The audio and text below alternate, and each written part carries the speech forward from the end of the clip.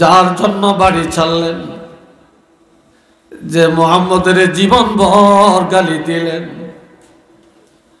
ও মা যাকে কতল করলে জায়গা জমিন টাকা পয়সা বাড়ি ঘরের মালিক বানাবেন, এবার আপনি সত্য করে একটু বলেন মুহাম্মদরে আপনি চিনেননি? কয় না। কোনদিন দেখছেন কিনা? কয় না। কয় আপনি চিনবেননি? বলে কেউ যদি চিনিয়ে দেয় তাহলে চিনব, এই ছাড়া আমি চিনি না।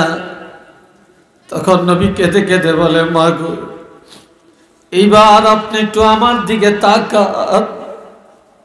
বুড়ি যখন নবীজির দিকে তাকায়, নবী শাহাদাত আঙ্গুলি দিয়া ইশারা করে বলে মা আমি হলাম সেই মুহাম্মদ। নবীজি দেখতেছেন একটা ইহুদি মহিলা। এই ইহুদি মহিলা যখন শুনছে নবী আল্লাহর হাবিব তিনি রাসূল দাবি করেন, এক আল্লাহর দাওয়াত দেন, নামাজের দাওয়াত দেন, ইসলামের দাওয়াত দেন, তখন এই মেয়ে লোকটা বলে এই দেশে আর আমি থাকবো না। যেই দেশে আব্দুল্লাহর ছেলে মুহাম্মদ নবী দাবি করে, এক আল্লাহর কথা বলে, বাপ দাদার ধর্ম বাদ দিয়া নতুন ধর্ম প্রচার করে, এই দেশে আর আমি থাকবো না। একটু নাউজুবিল্লাহ কর না, আর একটু জোরে কর না। এই দেশে আর থাকবো না। তো বড় একটা গাড়ি লইয়া মাল সামানা নিয়ে ঘরের দরজায় দাঁড়িয়ে রয়েছে, দেশ ত্যাগ করবে। এটা সহিহ বুখারী শরীফের ঘটনা। এমন সময় মহিলা কাল নবীর নাম ধরে ধরে গালি দেয়, খালি গালমন্দ করতেছে। ইন দি মেইন টাইম নবী সেখানে উপস্থিত। নবী মেয়ে লোকটাকে ডাক দিয়া বলে মা ও মা, কি কারণে মুহাম্মদের এত গাল মন্দ করেন? গালি দিতাম না, কি দিব? যে বাপদাদার ধর্মের চুনকালি লাগাইয়া নতুন ধর্ম প্রচার করতেছে, এক আল্লাহর কথা বলতেছে, মুহাম্মদ আব্দুল্লাহ ছেলে, হেতে বেলে আবার রাসূল হইছে, এই কথা কি মাইন্না নেওয়া যায়? এই দেশ আর মুখ দেখাইতাম না, আমি এই দেশ ছাড়িয়ে ফলে চলে যাই। বাজিয়া নাউজুবিল্লাহ কই, আর একটু আসতে কর। তো নবী কয় মা এই বোঝাটা লামাইছেন কিনলে, কে বোঝা টোঝা সব নিয়ে চলে যাবে, তাই বোঝা নেন না কেন? মুহাম্মদ যদি রাসূল হয়, আর হেতে মুহাম্মদ যদি রাসূল হয় আর মুহাম্মদ যদি প্রেসিডেন্ট হয়, হেতার তো দায়িত্ব আমার বোঝাটা আগিয়ে দেওয়া। হেতে কোথায় এখন আমার বোঝাটা দিয়ে আসে না? নবী বলেন মা এটা ঠিকই বলেছেন গো মা, তবে আমি একটা যুবক, আমার মাথায় আপনারা বোঝাটা তুলে দেন। বুড়িকে আমি পারতাম না, পারলে তুমি লও। নবী নিজে টান দিয়া বোঝাটা মাথায় উঠিয়ে ফেলছে। বুড়িকে বাপ রে বাপ, এত ভারী বোঝা এই যুবক মাথায় উঠিয়ে ফেললো একা। নবীর শক্তি হলো নবুয়তের শক্তি, ঠিক না? এটা কি চারটিখানি কথা নাকি? তো বোঝা মাথায় নিয়ে দাঁড়িয়ে রয়েছে। বুড়ি দমক দিয়া কয় হাঁটো। আমার নবী কেঁদে কেঁদে বলে মা ও মা, আমি আপনারে মা বানাইছি, আমি আর শিশুকালে মা হারাইলাম, বাবার চেহারা দেখি নাই, তবে আমি আপনারে মা বলে সম্বোধন করলাম। আপনি আমার আগে আগে যান, আমি আপনার সন্তানের মতো পিছে পিছে যাব। বুড়ি কয় তুমি বোঝা নিয়ে পারবো? পারবো। পারবো। তুমি তো রাস্তা চিন্তা না, কামনে সামনে থেকে ডাইন বাও বলে দিয়েন, আমি ওই অনুপাতে হাঁটব। তো মহিলা ইহুদি আগে যায়, নবী পিছনে বোঝা মাথায়, বোঝা মাথায়। এখন নবী বোঝা নিয়া যাইতে আছে। কিছু দূর যাওয়ার পরে বুড়ি বলে, বাবা তোমার এত চিনি না, তোমার মতো ভালো মানুষ এই দুনিয়ায় আর একজন নাই। তোমারই উচিত নবী হওয়া, তোমারই উচিত রাষ্ট্রপ্রধান হওয়া। সুবহানাল্লাহ কন্যা, কি হওয়া? রাষ্ট্রপ্রধান হওয়া।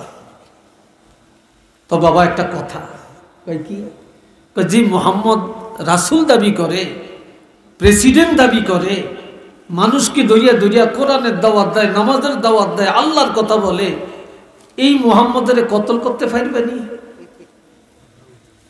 মুহাম্মদের যদি কতল করিয়া এই খবরটা আমাকে দিতে পারো, আমার অনেক টাকা আছে, বাড়ি ঘর আছে, বিল্ডিং আছে, আমি সব তোমাকে দান করে দিব। একটু নাউজুবিল্লাহ কর না, আর একটু জোরে বলেন না।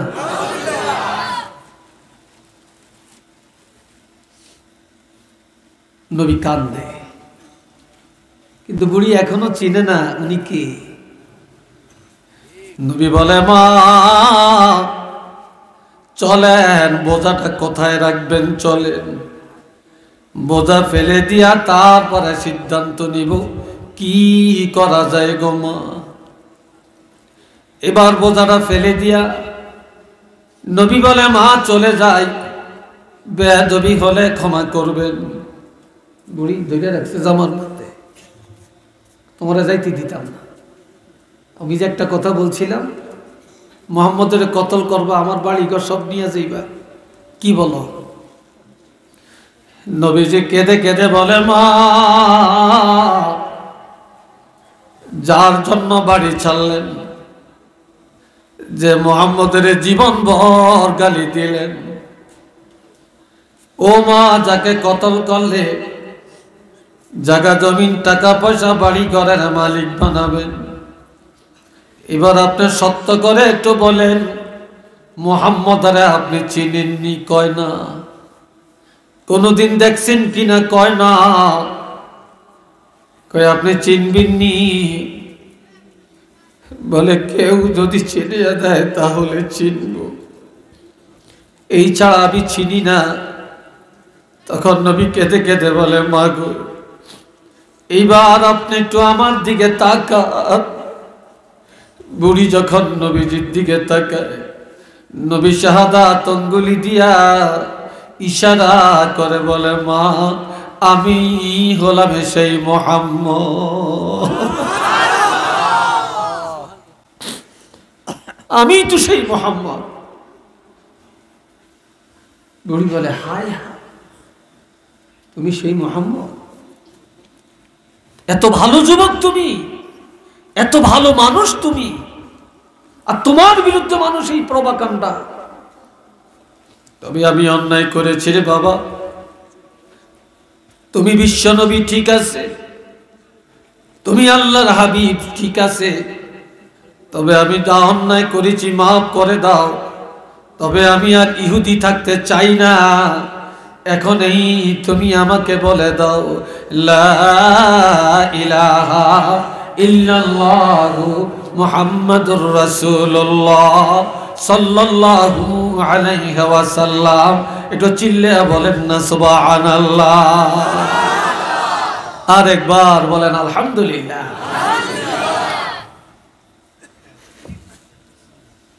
আমরা কি যুবক? আমরা কোন যুবক? হাজিরিন کرام, রাসূল হাদিস ইরশাদ করেন, قال رسول الله صلى الله عليه وسلم سبعة يظلهم الله يوم لا ظل إلا ظله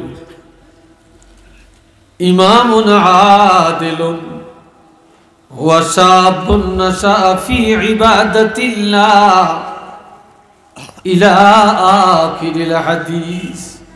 এ কষ্ট শুরু হইছে আপনাকে নাকি? মোড়ামুড়ি শুরু হইছে নাকি? কেউ জুতা দি পাই দেন জান আইবেন যা মোড়ামুড়ি শুরু হয়েছি না আপনাকে কথা কয় না কথা চলবো নি আর একটু জোরে কম চলবো রাজি আছেন কারা কারা রাজি নাই একটু হাত তোলেন একজন দুইজন তিনজন আর আছেননি হ্যাঁ তাহলে সবাই রাজি আছেন